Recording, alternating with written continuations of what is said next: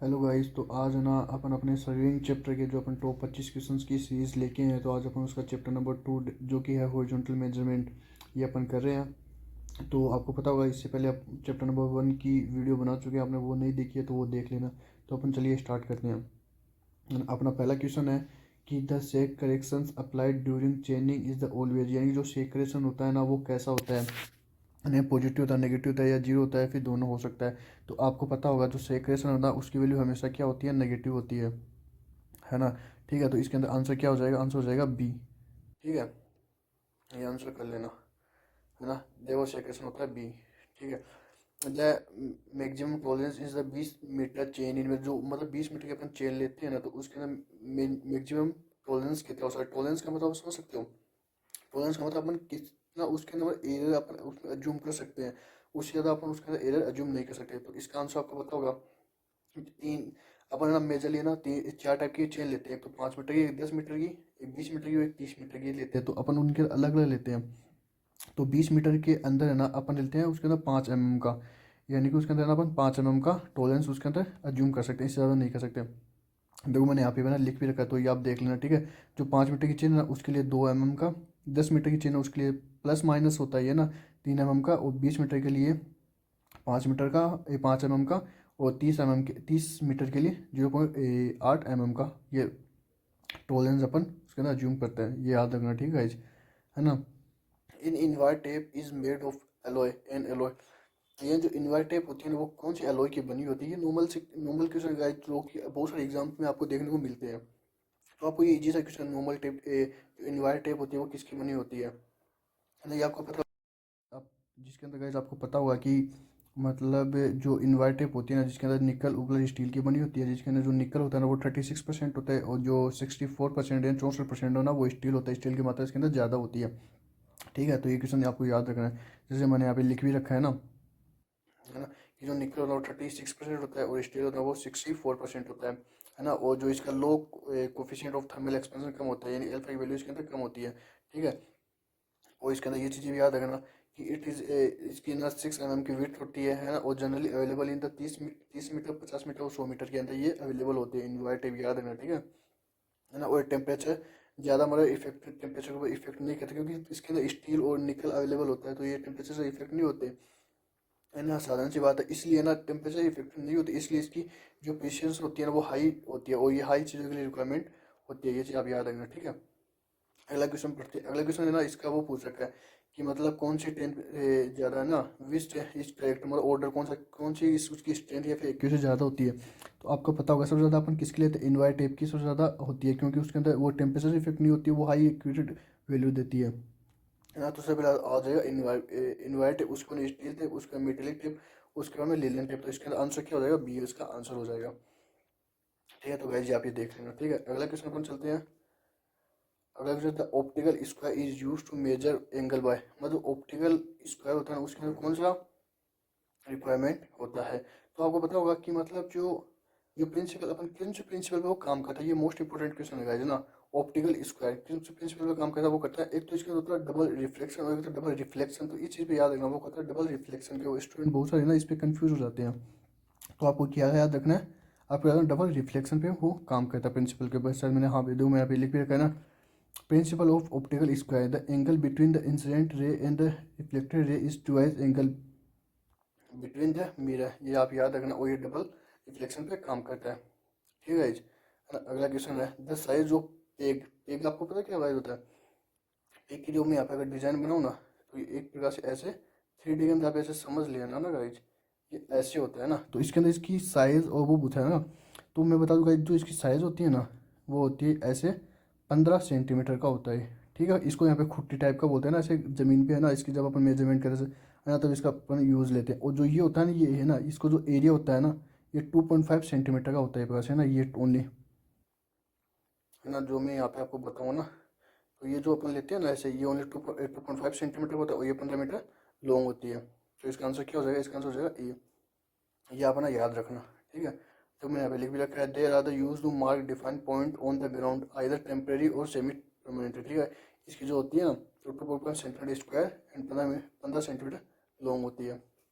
अगले क्वेश्चन चलते हैं अपन कि an angle of 45 with a chain line में बी सेट आउट विथ, आपको पता है 3 4 प्रकार के ना क्रॉस स्टाफ होते हैं, है ना, उनके ना 45 एंगल कौन सा किसके ऊपर लेते हैं, आपको पता होगा कि 45 90 डिग्री और 135 डिग्री, ये 3 होते हैं, ये अपन ओनली फ्रेंड्स के लिए लेते हैं, है ना, जो अपना फ्रेंड्स क्रॉस स्टाफ होता है ना उसके लिए अपन 45 लेते हैं, है ना। तो इसका आंसर क्या हो जाएगा, इसका आंसर हो जाएगा सी, ये आप याद रखना, ठीक है ना। तो मैं यहाँ पे लिख रखा है using French staff lines can also be set out the angle 45, है ना, 90 एंड 135, तो ये आप याद रखना, ठीक है ना। चेनी आप ये पढ़ लेना, जो गाइस मैं एक्स्ट्रा इन्फॉर्मेशन दे रखा हूँ ना वो आप सबकी सारी ना याद कर लेना, देख लेना, आपको वो बहुत ज़्यादा काम आएगी, ठीक है। अगला क्वेश्चन है cross staff is the instrument use for, जो क्रोज स्टाफ होता है ना वो किस चीज़ के लिए अपना यूज़ लेते हैं, ठीक है। तो आपको बताओ क्रोज स्टाफ को मतलब एक प्रकार से एंगल, अपन जो राइट एंगल होता है ना वो यूज करने के लिए लेते हैं, तो इसका आंसर क्या हो जाएगा, सेटिंग आउट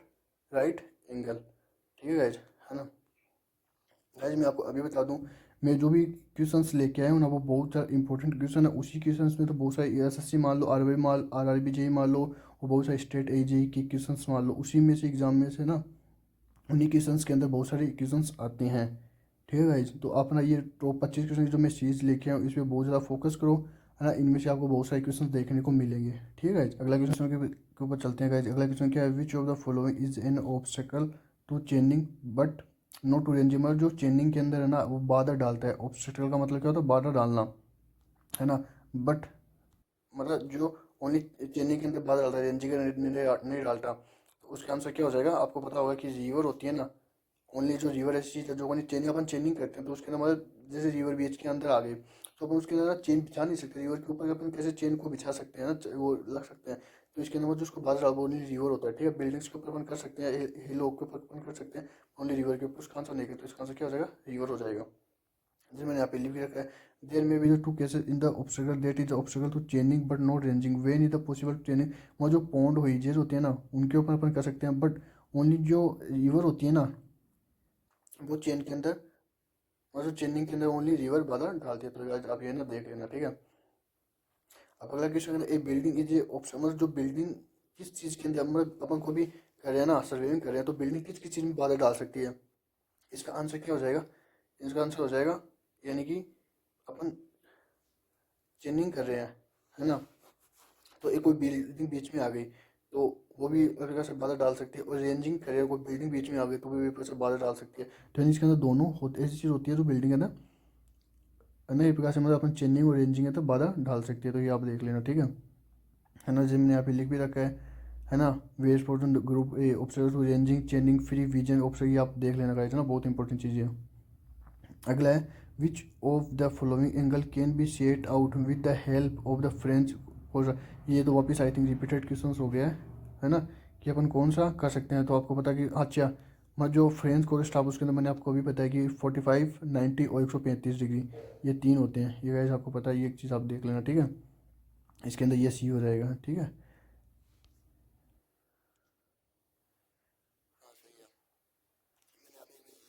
ये टोटल है ना 8 साइड होती है ना फ्रेंच कोर्स स्टाफ के अंदर, और अपन टोटल आपको पता है 360 लेते हैं, तो 60 में करने के बाद 45 आता है, ये 45 कैसे आता है, ये 45 ऐसे आता है, तो ये अपना देख लेना, ठीक है। अगला क्वेश्चन है कि chain swimming is the most suitable when, chain swimming होती है वो कहाँ सुटेबल होती है ना, इसको देखते हैं कि the chain the ground is the fairly levelled and open with the simple, ये बात सही है कि अपन वहाँ पर मतलब ग्राउंड अगर फेयरली लेवल होगा, मतलब ऐसे नहीं कि ऊपर अदर होगा जहाँ पे खड्डे हैं कहीं पे हाइट है, ऐसे नहीं होगा, मतलब पूरा ना ग्राउंड वो लेवल्ड होना चाहिए पूरा ना, तो वहाँ पे अपन चेन स्विमिंग कर सकते हैं। द एरिया इज स्मॉल, हाँ सही है कि मतलब जहाँ पे ना स्मॉल एरिया चेनिंग है ना, कोई आपको पता है 5 किलोमीटर 10 किलोमीटर ऐसे अपन चेनिंग बिछा नहीं सकते है ना, चेनिंग है ना ओनली मतलब स्मॉल एरिया के लिए होती है, लिमिटेड है ना, ये भी सही है। Plans are required on a large scale, उन्हें लार्ज स्केल, हाँ सही है। जो मतलब लार्ज स्केल का मतलब कि अपन को ना मतलब हाई रिक्वायर्ड जो वैल्यू होती है ना, है ना, हाई मतलब प्रीशियस वैल्यू होती है, तो उसके अपन चेनिंग जो करते हैं, तो इसका आंसर क्या हो जाएगा, इसका आंसर हो जाएगा D, all correction all options are correct, ठीक है, इसका आंसर हो जाएगा डी, आप देख लेना। अगला क्वेश्चन अपन चलते हैं कि in a metric chain number of the links per metre, मतलब ए मेट्रिक चेन पूछा है, एक मेट्रिक चेन के अंदर कितने लिंक्स होते हैं, तो आपको पता होगा कि एक के अंदर होते हैं 5, यानी आपने देखा होगा 150, है ना, जिसके अंदर 30 लिंक होते हैं, 100 के अंदर आपने देखा होगा कभी क्वेश्चन के अंदर 20 लिंक होते हैं, यानी कि एक चेन में कितने होते हैं 5 होती है, तो ये आप देख लेना, ठीक है। यानी इसका आंसर क्या हो जाएगा, इसका आंसर हो जाएगा बी, ठीक है, ये आप देख लेना। और मैंने यहाँ पे लिख भी रखा है, देखो मेट्रिक चेन इज जो 30 मीटर की होती है उसमें 150 लिंक हो गए, जो 20 मीटर की होती है वो 100 लिंक हो गए, है ना। उसके अंदर यानी एक के अंदर 5 होते हैं, ठीक है। इसके अलावा आप अदर चेन का नाम जैसे इंजीनियरिंग चेन होगी, इंजीनियरिंग चेन के 100 फीट के अंदर 100 लिंक होते हैं, 1 फीट के अंदर 1 लिंक होता है, ये आप देख लेना, ठीक है। घंटा चेन जो 66 फीट की लॉन्ग होती है जिसके अंदर 100 लिंक होते हैं, ठीक है, ये आप देख लेना। Which type of the tape is use for the measurement of base line, जो मतलब बेस लाइन कौन सी होती है अपन मेजरमेंट करते हैं, जो सबसे लॉन्गेस्ट लाइन होती है, कोई भी जो स्टेशन होते हैं ना उनके बीच में जो लॉन्गेस्ट लाइन बोलते हैं बेस लाइन को, वो किससे अपन मेजरमेंट करते हैं। तो वैसे ये क्वेश्चन आप याद रखना, जो अपन लिनन टेप होती है ना बोलते हैं, उससे अपन ये मेजरमेंट करते हैं, ठीक है। ये हालांकि यूज आता है जैसे अपन मतलब घर के अंदर जब भी अपन घर नापते हैं ना, घर मेजरमेंट करते हैं, कोई भी प्लॉट होता है उसके अंदर कोई पटवारी वगैरह होता है ना, वो स्टार्ट में नापता है ना, एक कोने से हाईएस्ट कोने नापता है, तो वो एक फट्टा से लेके आता है, तो वो लिनन टेप होती है, तो उससे वो करते हैं। तो ये वो क्वेश्चन एक प्रकार से यहाँ पे आप पढ़ भी लेना, मैंने यहाँ पे लिख भी रखा है, इनवायर टेप ये वही एक प्रकार से है ना, कितने कितने मीटर की होती है ना, ये आप देख लेना गाइस। जो मैंने यहाँ पे लिख भी रखा है, base line is a longest main survey line on the fair ground passing through the centre of the earth, centre of the area, ये आप देख लेना, ठीक है। अगला क्वेश्चन है, ये इंपॉर्टेंट क्वेश्चन है कि what is the well triangle condition, जो वेल ट्राइंगल होता है ना उसकी क्या कंडीशन होती है। तो आपको पता होगा ट्राइंगल 3 टाइप के होते हैं, एक तो आइडियल ट्राइंगल, एक वेल ट्राइंगल, एक इल ट्राइंगल। तो आइडियल ट्राइंगल होता है ना उसका जो एंगल होता है ना, वो ऐसे ये एंगल ये तीनों इक्वल होते हैं। अब तीनों इक्वल होंगे तो ऑफकोर्स इसका क्या होगा 60 डिग्री, हर उसका 60 डिग्री होता है हर एंगल का। ये कौन सा होता है, आइडियल एंगल होता है। बट जो वेल ट्राइंगल होता है ना उसका वैल्यू क्या होता है, जो उसके अंदर ना एक एंगल है ना, उसके जो एक एंगल है ना वो तो 30 डिग्री से ज़्यादा होना चाहिए, आ गया समझ, है ना।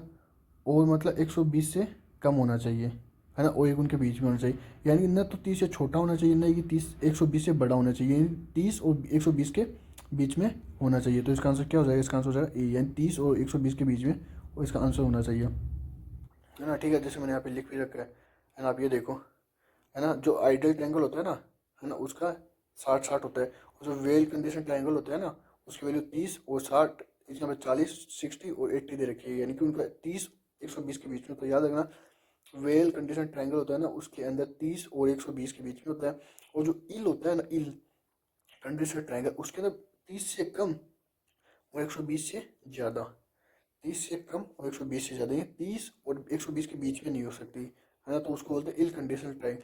गाइस आप है ना ये चीज़ कभी भूल जाओ ना तो इसको ऐसे याद रखिए, जो इल वर्ड होता है इसका मतलब बीमार होता है, यानी ये पर नेगेटिव सेंस दे रहा है ना ये वर्ड, है ना।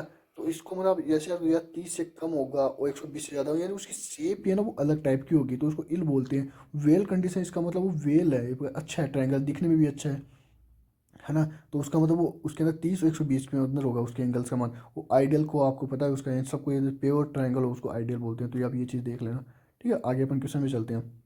Hypotenuse allowance method is describe है, हाँ यहाँ पे आना सीधा हाइपोटेनियस अलाउंस का ना जो फॉर्मूला पूछ सका। अब आपने देखा होगा ये one chain length equal sector, ये फॉर्मूला सही है। सेक थीटा -1, गाइस आपको एक शॉर्ट ट्रिक बताऊँ मैं, यानी एसएससी के अंदर ना बहुत टाइम ऐसा देखा जाता है कि ऐसे क्वेश्चन आते हैं जिसके आंसर ऑल द अबव होता है। एसएससी जे की बात कर रहा हूँ, खासकर जो टीचर्स कंडक्ट करवाती है ना उसके अंदर ना बहुत सारे क्वेश्चन जो ऑल द अबव आंसर होता है, तो उसके अंदर मैंने देखा है कि 80% 70% आंसर वही होता है। आप जैसे PYQ उठा के देख लेना, तो इन चीज़ों पे ना आप थोड़ा गौर करना ना, तो इसका आंसर क्या हो जाएगा। हालांकि इसमें अपन देखते हैं ना तो देखो ये one chain length into sec theta -1, आपने देखा सेक थीटा -1 तो होता है, और जो शोलिंग होती है एक चेन लेंथ के अंदर जो हाइपोटेनियस अलाउंस लेते हैं, और ये भी होता है Q square by 2 into measurement length, ये भी होता है। तो इसका आंसर क्या हो जाएगा, ऑल द अबव हो जाएगा, ठीक है। आगे क्वेश्चन की अपन चलते हैं। आगे क्वेश्चन क्या है कि how the commutative error depend on the length. दो प्रकार के एरर होते हैं, एक तो कम्यूटेटिव होता है जिसका मतलब वो क्या होता है, यानी एक तो ना जो मैं आपको बताऊँ ई होता है ना, वो एक तो डायरेक्ट रूट ऑफ एल होता है, और एक ये होता है ना ये ओनली एल होता है। आगे बात समझ रहे हो, है ना। तो इसके अंदर क्या हो जाएगा, जो कम्यूलेटिव एरर होता है ना वो क्या होता है, वो होता है डायरेक्टली प्रोपोर्शनल टू एल होता है, ना कि रूट ऑफ, है ना। ये आप याद रखना, ठीक है। ओनली क्या होता है ई प्रोपोर्शनल टू एल होता है। ये क्वेश्चन इंपॉर्टेंट है, ये क्वेश्चन आ सकता है, ठीक है, ये आप देख लेना। अपन अगले क्वेश्चन पर चलते हैं कि what is the slope correction for a length of the 15 metre along a gradient of 1/10। यानी अपन को स्लोप करेक्शन पूछा है, तो स्लोप करेक्शन का आपका फॉर्मूला पता होगा कि एच स्क्वायर अपॉन 2l होता है। तो इसके लिए बट अपन को पहले एच निकालना पड़ेगा। तो एच का फॉर्मूला क्या होता है? एच का फॉर्मूला यानी कि जो अपन को ग्रेडियंट दिया होता है, यानी 1/10 equal to H upon length दी रखी होती है 15 मीटर। तो यहाँ से अपन एच निकालें, तो यहाँ से एच कितना आ जाएगा? यहाँ से एच की वैल्यू हो जाएगी एच इक्वल टू 1.5 आ जाएगा। फिर इसका अपन होल स्क्वायर कर देंगे अपॉन 2 इंटू 1.5 कर देंगे, ठीक है, ऐसे इसका आंसर आ जाएगा। जो मैंने यहाँ पे लिख भी रखा है, तो इसका आंसर अपन कैसे निकालेंगे? पहले तो लेंथ अपन ग्रेडियंट यहाँ पे गिवन है, तो यहाँ पे एच अपन वो एच निकालने, एच अपने कितना था 1.5 आया था, ठीक है। तो अपन यहाँ पे एच का स्क्वायर कर देंगे अपॉन 2 इंटू एल। एल यहाँ पे बनता देगा, तो इसकी वैल्यू क्या जाएगी? 7.5 सेंटीमीटर के अंदर आएगी। गाइड आप अपना यूनिट का बहुत ज़्यादा ध्यान रखना कि मीटर में आंसर पूछा या सेंटीमीटर में आंसर पूछा, क्योंकि ये चीज़ें बहुत ज़्यादा कन्फ्यूजिंग होती है और स्टूडेंट ये आंसर मतलब ऐसे क्वेश्चन ना गलत करके आ जाते हैं। तो इसका ठीक है देख लेना। अगला क्वेश्चन क्या है कि इसके अंदर अपन को स्लोप क्वेश्चन का फॉर्मूला पूछा है। देखो अभी अपन रिपीट हो गए, जैसे मान लो स्लोप क्वेश्चन का फॉर्मूला सीधा सीधा देखो, व्हाट इज द एच है ना, उसकी हाइट दे रखी है ना, और एंड द चेन एल दे रखी है, लेंथ और स्लोप का पूछा चुका एच स्क्वायर अपॉन 12, इसका फॉर्मूला तो ये आपने देखा होगा, पता है आपको, ठीक है। तो इसका आंसर ये हो जाएगा, है ना। आगे अपन चलते हैं। आगे क्या है कि the hypotenuse allowance for in metre 30 metre देगा long chain if the slope, वही क्वेश्चन यानी हाइपोटेन्यूस का सीधा सीधा फॉर्मूला लगाना है आपको। अभी मैं 3 फॉर्मूले बता के आया हूं पहले, तो उसके अंदर आप देख लो कौन सा फॉर्मूला लगेगा। इसके अंदर आपको क्या दे रखा है? इसके अंदर आपको चेन लेंथ दे रखी है कितनी? 30 मीटर, ठीक है। और आपको स्लोप दे रखा है, तो स्लोप कैसे दे रखा है? ये टेन थीटा आपको दे रखा है, टेन थीटा बराबर 1/10 दे रखा है। बट आपको पता होगा कि उसके अंदर ना जो मतलब थीटा होता है ना, वो उसके अंदर किसके अंदर सेक थीटा में होता है। तो आपको मतलब ये किस ना उसमें मेंस लेवल में आ सकता है, या फिर ना वो आपको कैलकुलेट, या फिर आपको आपको ना वैल्यू देगा कि 10 ये है, तो फिर आपको सेक के अंदर उसके अंदर वैल्यू देगा ऐसे, क्योंकि आपको बहुत ज़्यादा वो हो जाएगा, है ना। तो इसके अंदर आप देखो आप कौन फॉर्मूला लगाते हैं, देखो मैंने यहाँ पे लिख के रखा है ना। चेन लेंथ दे रखी है, स्लोप दे रखा है, तो इसको ना सेक का रिक्वायरमेंट होता है, तो आप इसको चेंज करोगे ना, तो सेक के अंदर इसकी वैल्यू क्या है कि 1.004987 ऐसे आइए आपको वैल्यू गिवन होगी, ठीक है। अगर ऐसा क्वेश्चन पूछेगा तो सीधा सीधा फिर इस फॉर्मूले के अंदर ना ये फॉर्मूला इंपॉर्टेंट है हाइपोटेन्यूस अलाउंस का, तो इसके अंदर ये वैल्यू रख देंगे, तो इसका आंसर क्या आ जाएगा? 0.15 मीटर आंसर आ जाएगा, ठीक है। आगे अपन चलते हैं। आगे अपन इसके अंदर ना फॉर्मूला पूछ रहा है कि जो सेक करेक्शन होता है ना, सेक करेक्शन डायरेक्टली प्रोपोर्शनल टू मोजा, जिसको सेक करेक्शन का फॉर्मूला पता होगा ना, वो इसको आंसर सीधा सीधा कर देगा। अब आपको पता होगा कि सेक करेक्शन का फॉर्मूला क्या होता है। सेक करेक्शन का फॉर्मूला क्या होता है कि W square L cube upon 24 P square, ये इसका फॉर्मूला होता है, ठीक है। तो अब ये डब्ल्यू के क्या है ना, जो ये डब्ल्यू दे रखा है ना, इसके ये क्या है? डब्ल्यू स्क्वायर के वो समानुपाती है, प्रोपोर्शनल है, तो इसका आंसर ऑटोमेटिक क्या हो जाएगा? इसका आंसर हो जाएगा ऑटोमेटिक क्या हो जाएगा? ई हो जाएगा, ठीक है, इसका आंसर ई हो जाएगा। जो मैंने यहाँ पे लिख भी रखा है ना, W square L cube upon 24 P square, या फिर इसको W square upon capital L और स्मॉल एल, ये याद रखना, ठीक है। ये फॉर्मूला होता है इसका पूरा एक प्रकार से, ठीक है। आगे अपन चलते हैं कि the length of chain is measured from the one handle to the another handle.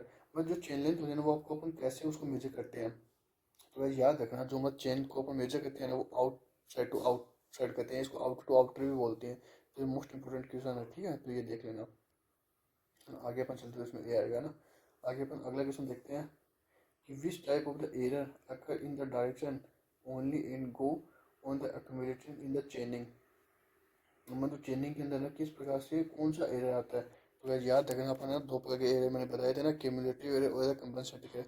जो क्यूमुलेटिव एरर होता है ना, जो कम्युनिटी एरर होता है उसके अंदर ई समानुपाती एल होता है, और जो कंपनसेटिव एरर होता है ना, वो ई समानुपाती रूट एल के होता है। तो ये 2 चीज़ मोस्ट इंपॉर्टेंट है, तो ये याद रखना। बट इसका आंसर क्या हो जाएगा? डायरेक्शन ओनली इनको फॉर चेनिंग, तो इसका आंसर हो जाएगा कम्युनिटी एरर हो जाएगा, ये आप याद रखना, ठीक है। तो इसका सही हो जाएगा। अगला अगला क्वेश्चन अपन देखते हैं कि the distance between the two bar serving in the serving chain.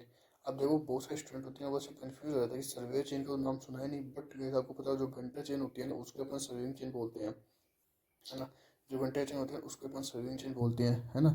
तो द डिस्टेंस बिटवीन द दो ब्रांच रिंग के बीच में कितनी होती है, तो आपको पता होगा कि मतलब ये एक बड़ी ट्रिक क्वेश्चन है, इसको आप देखना ना। मतलब जो घंटा चेन या फिर सर्विंग चेन के ब्रांच चेन के बीच में होते हैं वो होते हैं 20 सेंटीमीटर की, ठीक है। बट जो मेट्रिक चेन होती है ना आपने मेट्रिक चेन का नाम सुना, मेट्रिक चेन के अंदर जो ब्रांच चेन होता है उसके अंदर होता है 1 मीटर का, ठीक है। तो ये आप याद है, तो इसका आंसर क्या, इसके अंदर अपन घंटा चेन का पूछे तो उसके बीच में, है ना, तो क्या 20 सेंटीमीटर इसका आंसर हो जाएगा, है ना। जो मैं यहाँ पे लिख के रखा है, और जो मेट्रिक चेन होती है ना उसके अंदर क्या होता है, मेट्रिक चेन के अंदर 20 जो ब्रास रिंग होते हैं उसके अंदर 1 मीटर के गैप्स होते हैं, है ना। बट जो घंटे चेन सर्विंग चेन उसके अंदर 20 सेंटीमीटर के होते हैं, गैप होते हैं, ठीक है। देखिए आप ये समझने मैं आपको ये समझाऊंगा ये प्रकार से कैसे होते हैं। जो इसके ऐसे आपने वो देखा होगा ना, ऐसे ऐसे ऐसे करके होते हैं, तो इनके बीच में गैप होता है ना ये प्रकार से, है ना। ये मतलब पूरा होता है, एक होता है ये 20 सेंटीमीटर ऐसे होता है ये प्रकार से, है ना। ये ओवरऑल मतलब ये एक, जो आप देखो मैं बताऊँ, ये जो एक होता है ना ऐसे करके ये, और जो दूसरा होता है इनके इनके जो बीच में होता है ना गैप, वो इस ये गैप बताइए कितना होना चाहिए, ठीक है। ऐसे अगला क्वेश्चन है कि what is the length of the wrenching road commonly use, जो मतलब किस कौन सी है ना चेन को वो यूज करते हैं, ठीक है।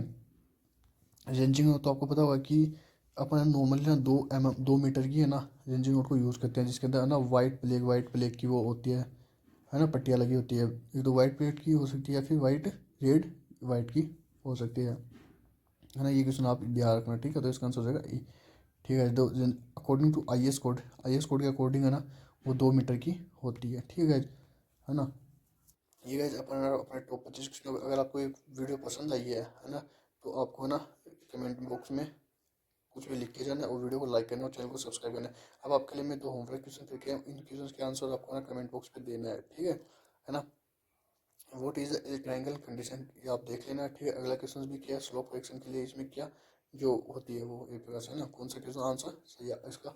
और गाइस आपको अगर इसकी पीपीटी चाहिए, मैं इसके पीडीएफ चाहिए, तो हमारे टेलीग्राम चैनल पे आ जाना है, जिसका लिंक मैं डिस्क्रिप्शन बॉक्स में दे दूंगा, है ना, या फिर पिन भी कर दूंगा, उसमें आ जाना। और आपने अगर पहली वीडियो नहीं देखी हो तो आप आई सेक्शन पे आ रहा होगा वो वीडियो देख लेना, है ना। ऐसे ही अपन है ना बहुत सारे हर चैप्टर वाइज, है ना, मैंने हमारे चैनल के फर्स्ट वीडियो में समझा कि कैसे कैसे मैं पूरे क्वेश्चन की सीरीज लेके आऊँगा, हर सब्जेक्ट के chapter wise top 25 top 50 top 100 question लेके आऊँगा, और आपको नॉन टेक भी स्टार्ट करने वाला हूँ मैं जल्दी। और आरआरबी के लिए भी है ना बहुत सारे ऐसे टॉपिक्स आएंगे तो आपको बहुत ज़्यादा हेल्प करेंगे। तो अगर हमारे चैनल को सब्सक्राइब कर देना, लाइक कर देना और शेयर जरूर कर देना। Thank you guys.